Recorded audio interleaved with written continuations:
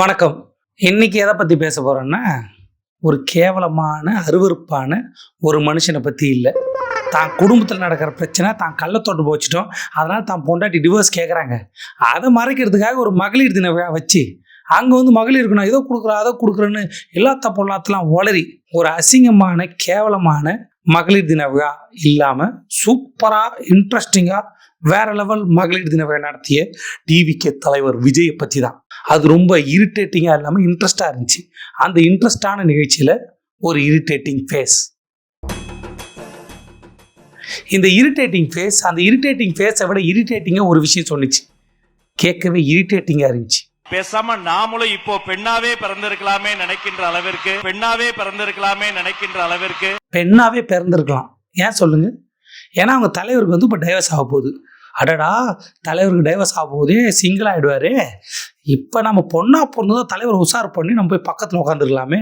ஐயோ, அந்த அளவு ஒரு மாதிரி பெண்ணானாலே ஒரு மாதிரி நாகரிகமாக தங்கச்சியாக பார்ப்பாரு. நான் பெண்ணானா எவ்வளோ அழகாக இருப்பேன். நேரம் அந்த இடத்த பிடிச்சிருக்கலாம். அவர் நல்ல தொடர்பை மாற்றி நான் அந்த இடத்துல இருந்திருக்கலாம். அதுக்காக இல்லை, அப்படி நினச்சி இந்த இரிட்டேட்டிங் ஃபேஸ் சொல்லலை. இந்த இரிட்டேட்டிங் ஃபேஸ் எதுக்கு அப்படி சொன்னிச்சுன்னா, அவர் சொன்ன திட்டங்கள் அப்படியா. அந்த திட்டத்துக்காக ஒரு பெண்ணாவே பிறந்திருக்கலாமா? ஏன் பெண்ணா பிறக்கணும்? பெண்ணா மாறுங்க, உங்களுக்கு வேணா மாறிடுங்க, பெண்ணா மாறுங்க. அது நான் பிறக்கணுமா? அப்படிலாம் கிடையாது. நம்ம தேர்ந்தெடுத்துக்கலாமே. ஆம்பளையா இருக்குன்னா ஆம்பளையா இருங்க, பொம்பளையானா பொம்பளையா இருங்க. அது உங்கள் இஷ்டம் தானே, அதுக்கு சுதந்திரம் இருக்கு. அதை விட்டு பொண்ணா பிறந்திருக்கலாம். இவங்க தலைவர் ஒரு வாட்டி சொன்னார், நான் வந்து அடுத்த ஜென்மத்தில் விவசாயி மகனா பிறக்க விரும்புகிறேன்னு. எதுக்கு விவசாயி மகனாக தான் இருக்கணுமா? ஏன் விவசாயம் இருக்கக்கூடாத? விவசாயி மகனாக தான் எங்கள் அப்பா விவசாயம் பண்ணி எங்களை இது உண்ணாரு அப்படின்னு சொல்லலாம். அந்த மாதிரி தான் இது ஒரு இரிட்டேட்டிங், அது ஒரு இரிட்டேட்டிங் இல்லாத ஸ்மூத்தாக இச்சி கார்டு போட்டால் எப்படி ஸ்மூத் ஆகும், அந்த மாதிரி ஸ்மூத்தான ஒரு மனிதர்கள். அதாவது பெண்ணாக பிறந்திருக்கலாமா? கருமம். முதல்ல இந்த நிகழ்ச்சி எதுக்கு? பொண்டாட்டி வந்து டைவர்ஸ் கேட்டாங்க. இந்தமாரி அவர் வந்து கள்ள தொடர்பு வச்சிருக்காரு, அவர் ஒரு சைக்கோ, அதனால எனக்கு டைவர்ஸ் ஆகணும் அப்படின்னு சொல்கிறப்ப, நான் அப்படி இல்லை, நேர்மையானவன், நியாயமானவன் அப்படின்னு காமிக்கிறதுக்காக ஒரு கல்யாணத்துக்கு தான் பொண்ணு மாதிரி வளர்க்குற த்ரிஷாவை கூட்டுன்னு போயிருக்காரு. அது ஒரு தப்பா? அந்த தப்பையும் நீங்கள் அந்த சரியான விஷயத்தையும் நீங்கள் கேவலப்படுத்துறீங்க. அதை சரி பண்ணுற பாரு. ஒரு மகளிர் தின விழா வச்சு நான் வந்து மகளிருக்கான இல்லாத பொல்லாத கருமை அந்த இருக்கிற நம்மளால் செய்யக்கூடிய எல்லா திட்டங்களும் அறிவிச்சு இந்த இரிட்டேட்டிங் ஃபேஸை நான் பொண்ணாக மாற்றி காட்டுறேன் அப்படின்னு சொல்லிட்டு ஒரு நிகழ்ச்சி. எங்கள் மாமா தெரியுமா, சீமானு, கேள்விப்பட்டிருக்கீங்களா? ஏதாவது ஒரு பிரச்சனை, இந்த பிசிறு இந்த பெண்கள் சம்மந்தப்பட்ட பிரச்சனை ஏதாவது உளறிப்பான் மனுஷன். அது வந்தால் போதும், ப்ரெஸ் மீட்டில் பார்த்தா சுற்றி பெண்களாக இருப்பாங்க. அது மாதிரி தான் இது வந்து ஒரு கள்ளத்தொடர்பு பிரச்சனை ஆகிடுச்சு, டிவோர்ஸ் பிரச்சனை, பெண்கள் பிரச்சனை. அப்போ பெண்களுக்கு வந்து நம்ம என்ன பண்ணோம்? பெண்களை கவரணும். அப்போது குடுறா திட்டத்தை சொல்கிறதுக்கு முன்னாடி ஒரு குட்டி கதை. அந்த கதையில் ஒரு யானை வருது. அந்த யானை வந்து பயங்கர பிரில்லியன்ட், யாரும் ஏமாற்றவே முடியாது. யானை ஏமாற்ற முடியாதா? முதல்ல யானையை ஏன் ஏமாற்றணும்? சரி, ஏமாற்ற முடியாத ஒரு யானைப்பா, அந்த யானையை வந்து ஒருத்தன் ஏமாத்திடுறான். பாருங்க, ஏமாற்ற முடியாத யானையை ஏமாத்திடுறான். என்ன பண்ணுறோம்? தேங்காய்க்குள்ள சுண்ணாம்பு வச்சு கொடுத்தாரோ, அதை சாப்பிட்டு வாயில வந்து போகுது. அடடா, எப்படிப்பா ஏமாத்துறேன்னு அவர்கிட்ட ஒரு ஃப்ரெண்டு கேட்குறாரு. யானை ஏமாத்திட்டு பெரிய விஷயம்பா, உலக சாதனை. இது ஒரு கதை கருமன்னு சொல்லுகிறான் மனுஷன். எப்படி ஏமாத்துறேன்? இப்படித்தான் சொல்லிட்டு மறுபடியும் ஏமாற்ற பார்க்குறாராம். உடனே யானைக்கு வந்து ஞாபக சக்தி அதிகமாக, அது பிரில்லியன்ட்ல அவரை பிடிச்சி அப்படி சொல்லிட்டு அப்படி வச்சுதான் பாரு. அது ஒரு கதை கருமன்னு வர கேட்டுங்க அந்த நான். இப்போ இந்த கதை எதுக்குன்னா, அந்த யானை தான் வந்து அந்த ஏமாத்துறவங்க வந்து இதுக்கு முன்னாடி ஆட்சியில் இருந்தவங்களாம், போய் வாக்குறுதி கொடுத்துட்டு ஏமாத்திட்டாங்களாம். அதனால அந்த யானை வந்து இனிமேல் ஏமாறாதான் தெளிவாயிடுச்சான். சரி, யானை மக்கள் ஏமாத்தணும், இதுக்கு முன்னாடி ஆட்சியில் இருந்தவங்க. நீ யாரு? அந்த ஃப்ரெண்டா? எப்படிப்பா ஏமாத்தணும்னு கேட்டவர? என்ன கதை, என்ன கருமம். நான் ஒரு கதை சொல்லிட்டா, ஒரு யானைப்பா, அந்த யானை என்ன பண்ணா, அவன் பொண்டாட்டிக்கு துரோகம் பண்ணிட்டான், கள்ள தொடர்பு வச்சுக்கிச்சான். உடனே பொண்டாட்டி யானை என்ன பண்ணிச்சா, செருப்பை கட்டி நடு ரோட்டில் போட்டு இழுத்து பட்டான்னு அடிச்சுதான். அந்த செருப்பால் அடி வாங்கின யானை என்ன பண்ணா, மானக்கட்டு போய் கள்ள தொடர்பு வச்சுன்னா அந்த பொண்ணை கூட்டுக்கினேன், அந்த பொம்பளை யானையை கூட்டுக்கினேன், அது எங்கே வேணா சுற்றுதான். காரி மூஞ்ச யானை, கன்றாவி யானை. இப்படி ஒரு கதை நான் சொல்லவா? அப்போ தேவையில்லை கதைலாம் எதுக்கு? நான் சொல்கிற கதை யாரையும் வந்து இது பண்ணல. ஏன்னா அவர் சொன்ன கதையில் ஒரு யாரையும் நான் வந்து இது பண்ணலன்னாரு. இப்போ நான் யாரும் இது பண்ணல. உங்களுக்கு தான் கதை சொல்ல தெரியுமா? எனக்கு தெரியாதா? நானும் ஒரு கதாசிரியர். கதையை சொல்லி முடிச்சுட்டு திட்டத்தை அறிவிக்கிறார். மகளிர் தினத்துக்கு மகளிர் திட்டங்கள், பல திட்டங்கள். முதல்ல வந்து இலவசம் சொல்லக்கூடாதான். அவருக்கு அது பிடிக்காதான். எந்த கட்சியும் அப்படி சொல்லக்கூடாது, இலவசம் சொல்லாதீங்க, மக்கள் பணத்தை மக்களுக்கே நாங்கள் கொடுக்குறோன்னு சொல்லுங்க அப்படின்னு சொல்லிட்டு இலவச திட்டங்களை அறிவிக்கிறாரு. இதுக்கு நியூஸ் சேனல்லாம் அன்று இன்றுன்னு கட்டு போடுறானுங்க. எனக்கு காம்படிஷன் ஆகிப்போச்சு, அதனால தான் நான் கட்டு போடல. அன்றைக்கி என்ன சொன்னார், இன்றைக்கி என்ன சொன்னார், இதை பார்த்தே ஊரே காரி தூன்னு மூழ்கிட்டாங்க. ஏன்னா தொண்டை வறண்டுருந்துச்சு, அதனால் மூழ்கிட்டுக்கிறாங்க. அன்றைக்கி வந்து வேண்டும் வேண்டும் இலவச பஸ் வேண்டும், இப்போ வந்து இலவச பஸ் கொடுக்க போகிறாரு அவர். எல்லா பஸ்லேயும் பெண்களுக்கு ஃப்ரீயாக வேண்டும் வேண்டும் அன்று இன்று. செக் கேவலமாக அரு இருப்பா இல்லை. கள்ளத்தோட்டம் வச்சுருக்கிற பொண்டாட்டி வந்து டிவோர்ஸ் கேட்குது, அதுக்கும் இதுக்கு ஒரு சம்மந்தம் இல்லை. சும்மா தெரியாமல் சொல்லிட்டு யாரோ கள்ளத்தொடர்பு யாரோ டிவோர்ஸ், அதுக்கு இதுக்கு சம்மந்தம் இல்லை, அதை விட்டுருங்க. இவர் பெண்களுக்கு நல்லது பண்ண வந்தார். முன்னாடி வேண்டாம் வேண்டாம் இலவசம் வேண்டாம், இப்போ இலவசம், என் குடும்ப பிரச்சனையை மறைக்கிறதுக்கு நான் என்ன கருமானா பண்ணுவேன். அப்படி தான் இல்லை இந்த நிகழ்ச்சி. பெண்கள் முன்னேற்றத்துக்கான நிகழ்ச்சி அது.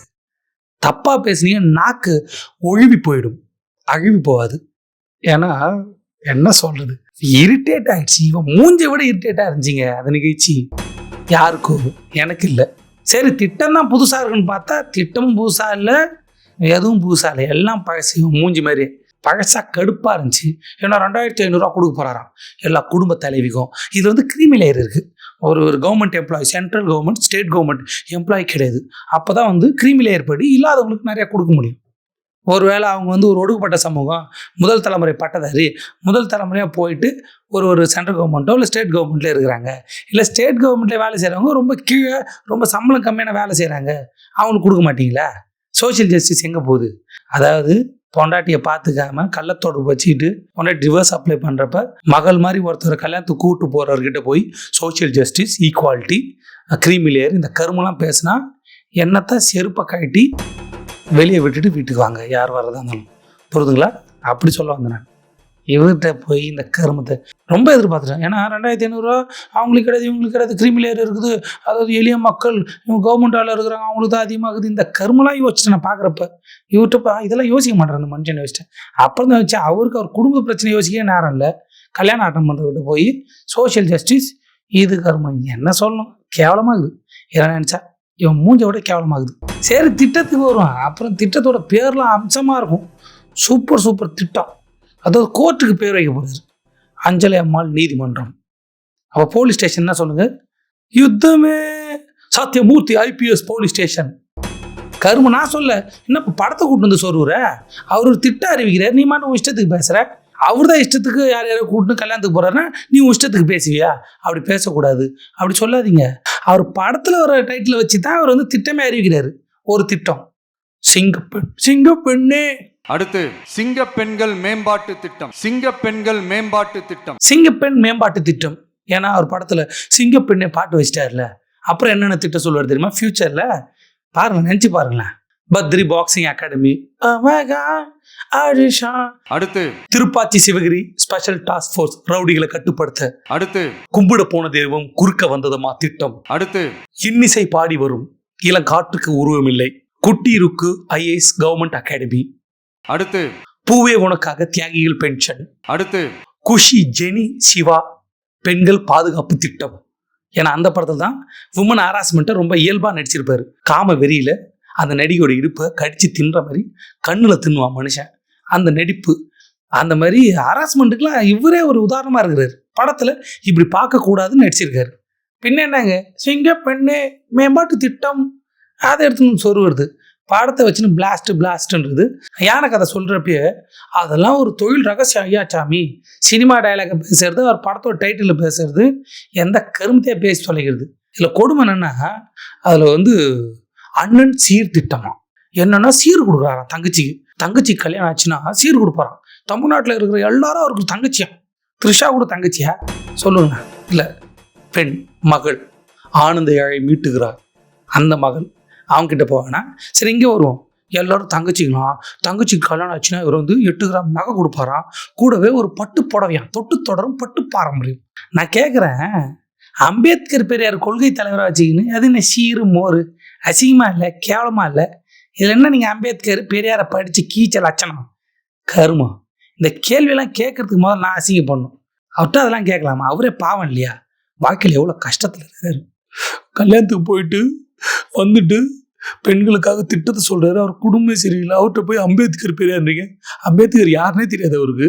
அவர்கிட்ட போய் சீரு மோருன்னு சொல்லிக்கிறாங்க. காலங்காலமாக கல்யாணம்னா சீர் கொடுக்கணும், நகை கொடுக்கணும். ஏன்னா அப்படி தானே வளர்த்து வச்சுக்கிறீங்க. பொண்ணுன்னா கல்யாணம் பண்ணி கொடுத்துடணும். அருகட்ட முண்டமே என்ன சொல்கிறது? என்ன சொன்னேன்? அருகட்ட முண்டன்னு. பெண்களை படிக்க வைப்பேன். டாக்டர் படிக்கிற எல்லா பெண்களுக்கும் ஃப்ரீ ஃபீஸ் நானே கட்டிடுவேன். இன்ஜினியர் படிக்கிற எல்லா பெண்களுக்கும் ஃபீஸ் ஃப்ரீ நானே கட்டிடுவேன். பெண்கள் வேலைக்கு போனால் இந்த உதவி செய்வேன், அதை செய்வேன். பெண்கள் வீடு கட்ட ஏதாவது கொடுப்பேன்.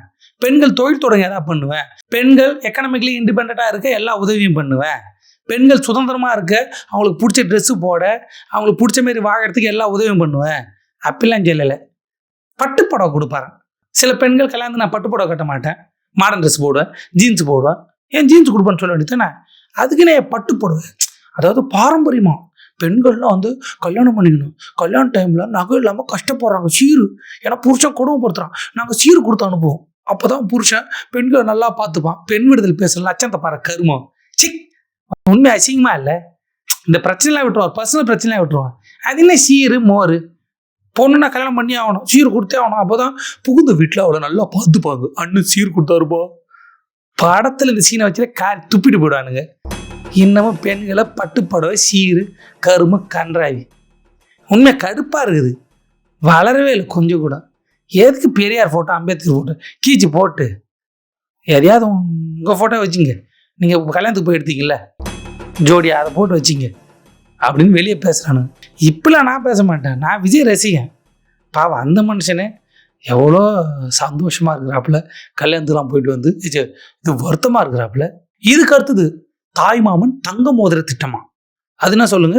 தாய்மாமன் தங்க மோதிரம்னா பிறக்கிற குழந்தைக்கெல்லாம் அவர் வந்து தங்க மோதிரம் கொடுத்துருவாராம். தமிழ்நாட்டில் பிறக்கிறதுன்றது ஒரு அபூர்வ நிகழ்வு.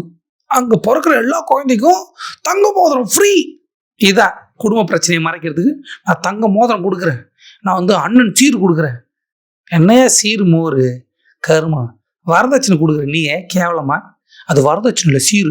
இது தாய்மாமன் தங்க மோதிர திட்டம். சரி பார்ப்போம். ஒரு நாளைக்கு தமிழ்நாட்டில் 2000 குழந்தை பிறகுது. ஒரு மோதிரம் கொடுக்கறதுக்கு 1/2 கிராம்னு வச்சா கூட 10,000 ரூபா. ஒரு நாளைக்கு 2 கோடி, ஒரு வருஷத்துக்கு 730 கோடி. அவ்வளவும் எடுத்து அவர் கொடுப்பாரு. எனக்கு பிறக்கிற குழந்தைக்கெல்லாம் மோதிரம் கொடுக்கணும். யோ யார் நீ? குழந்தைக்கு மோதிரம் கொடுப்பீங்களா? என்ன இது மோதிரம் சீரு கருமம் தாய்மாமன்? அது ஏன் தாய்மாமன்? ஏன் சித்தப்பனா இருக்கக்கூடாதா? என் அப்பா வரக்கூடாதா? என் அண்ணனா இருக்கக்கூடாதா? என் மாமா முறையில் தான் இருக்கணுமா? என் மாமா பையன் அப்போ தான் கல்யாணம் பண்ணிக்கணும். என்ன முறை என்னம்மா தாய் மாமா சீருங்க? அது தாய் மாமா வந்து நம்ம தமிழர் பண்பாடு இல்லை. போங்க படிங்க வளருங்க, டாக்டர் ஆகுங்க, இன்ஜினியர் ஆகுங்க. நான் வந்து ஒரு ஃப்ரெண்டாக இருக்கிறேன், ஒரு அண்ணனாக இருக்கிறேன். தாய் மாமா அப்போ தான் முறை வரும். இல்லைன்னா முறை விட்டு போய்டும்ல. சும்மா எதுக்கேற்றாலும் மாமா மாமான்னு எல்லா வீட்லேயும் போய் பாருங்கள். இந்த சொந்தக்கார பந்தக்கார இந்த மாமா கிழவனுங்க தான் குழந்தைங்கிட்ட தப்பு நடந்துக்கிறானு. இன்னும் மாமா நோமானின்னு இல்லை. எதுக்கு இதை சொல்கிறேன்னா சொல்கிறேன். பெண்கள்கிட்ட தப்பாக நடந்துக்கிறது யார்? பொண்டாட்டிக்கிட்ட தப்பாக நடந்துக்கிறது யார்? பொண்டாட்டி இருக்கும்போதே வேற ஒரு இது வச்சுக்கிறது யார்? அதெல்லாம் யோசிக்கணும் மக்கள். ஆனால் ஒரு விஷயம்ப்பா, இவ்வளோ பிரச்சனையிலையும் பர்சனல் லைஃப்பை பற்றி பேசாமல் போல. அதுக்கு ஒன்று சொல்கிறாரு பாருங்க கடைசியாக. அதுதான் ஏன் ஆகிப்போச்சு. செக் இவரை போய் என் தலை நினச்சினேன். அதுக்கெல்லாம் நான் கேவலப்பட்டு அசிங்கப்பட்டு நிற்காம பெருமைப்படுறேன். சொன்ன வார்த்தை என்ன தெரியுமா? அவருக்கு வந்து ஒரு பிரச்சனை, நிறைய பிரச்சனை போயினுக்குதான். அந்த பிரச்சனைக்கு வந்து என்ன பண்ணுறாங்கன்னா மக்கள் சில பிரச்சனைகள்லாம் ஓடிட்டு இருக்கு இல்லையா? அதெல்லாம் நீங்கள் அதுக்கு போராடுறாங்களா? எதுக்கு? உங்கள் குடும்ப பிரச்சனைக்கு டிவோர்ஸ் மேட்டருக்கு மக்கள் போராடுறாங்களா? போராட்டம்னா என்னன்னு தெரியுமா? அதானே வீட்டை விட்டே வெளில வராமல் வீட்டுக்குள்ளேயே நல்லா ஜாலியாக இல்லாமல் கஷ்டப்பட்டு இருந்த ஒரு மனுஷனுக்கு போராட்டம் என்னன்னு தெரியுமா? போராட்டம் அது என்ன போராட்டத்துக்கான மரியாதையாக போச்சு. ஏதோ ஒரு ஜெயிலுக்கு போயிட்டாரு, ஏதோ பொதுநல வழக்கு மக்களுக்காக போராடி ஜெயிலுக்கு போயிட்டாரு. மக்கள் போராடி அவர் ரிலீஸ் பண்ணுங்கன்ட்டாங்க. இல்லை ஒரு இது அப்படி இப்படி ஏதோ பண்ணிட்டாரு. போராட்டத்தில் இறங்கிட்டா உண்ணாவிரதம் அப்படி இப்படின்னு தரையில் ஊந்து பரவுறது, இது பண்ணுறது அது பண்ணுறது, போராட்டம் பண்ணுறது. எதையா போராட்டம்? சோசியல் மீடியாவில் உங்கள் பொண்டாட்டி அசிங்கமாக திட்டுனுக்குறானுங்க, அதுக்கு பேர் போராட்டமா? கேவலமாக இல்லை? நாங்கள் திட்டல, அதாவது உங்கள் எதிராளி திட்டல, உங்கள் கட்சிக்காரன், உங்கள் தொண்டை, உங்கள் ஃபேன்ஸு உங்கள் பொண்டாட்டி அசிங்கமாக திட்டுறான். அது போராட்டமா? என் தலைமை எத்தனை பொண்டாட்டி வேணா வச்சுப்பான்னு ஒரு அம்மா சொல்லுது, அது போராட்டமா? இதுக்கு பேர் போராட்டமா? இனிமேல் போராட்டங்கிற டிவிகே கட்சி யாராவது சொன்னா எனக்கு வேற ஞாபகம் வரும். போராட்டம் என்ன அசிங்கமாக திட்டுறது, அது யார தலைவன் பொண்டாட்டி, இது பேர் போராட்டம். செக் எதை போராட்டம் எது இதுன்னு பேசக்கூட தெரியல. சொந்த பிரச்சனை அதை ஊற்றி மூட திசை திருப்புறதுக்கு நான் வந்து உமன்ஸ் டே கொண்டாடுறேன், அது பெண்களுக்கு பல திட்டங்கள் கொடுக்குறேன்னு சொல்லிட்டு காலங்காலமாக இலவசம் வேணாம் வேண்டாம் வேண்டாம் ஈஷு வேணான்னு கத்திட்டு இப்போ வந்து நாங்கள் இது கொடுக்குறோம் அது கொடுக்குறேன்னு சொந்த பிரச்சனையை மறைக்கிறதுக்கு இதெல்லாம் பண்ணிட்டு இப்போ வந்து நீங்கள் வந்து எனக்கு போராடினீங்க. என்ன போராட்டம்? என் மனைவியை கேவலமாக பேசினீர்கள், நல்ல போராட்டம். தலைவா மரியாதையே ஏறிச்சு மேலே. இப்பேற்பட்ட மனுஷனா? ஆஹா சூப்பர். அது மட்டும் இல்லை, அது வந்து ஒர்த்து தான். அதெல்லாம் நான் பார்த்துக்கிறேன். அவளெல்லாம் ஹர்ட் ஆகாதீங்க, அதெல்லாம் வருத்தெல்லாம் கிடையாது. அவளெல்லாம் ஹர்ட் ஆகாதீங்க, அதெல்லாம் வருத்தெல்லாம் கிடையாது. ஒர்த்தே இல்லைங்க அது. அதை போய் பேசுறீங்க, ஒர்த்தே கிடையாது. அவர் பார்த்து பாரு எல்லாத்தையும். நீங்கள் போராடாதீங்க. நீங்கள் கஷ்டப்படுறது எனக்கு கஷ்டமாகுது. என் பொண்டாட்டி புள்ள கஷ்டப்படுறது எனக்கு கஷ்டமா இல்லை. நீங்கள் கஷ்டப்படுறீங்க பாருங்க. என் பொண்டாட்டி அசிங்கமாக திட்டிட்டு நீங்கள் கஷ்டப்படுறீங்களா, அது எனக்கு கஷ்டமாக இருக்குது. ஐயோ இவர் தான் தலைவர்.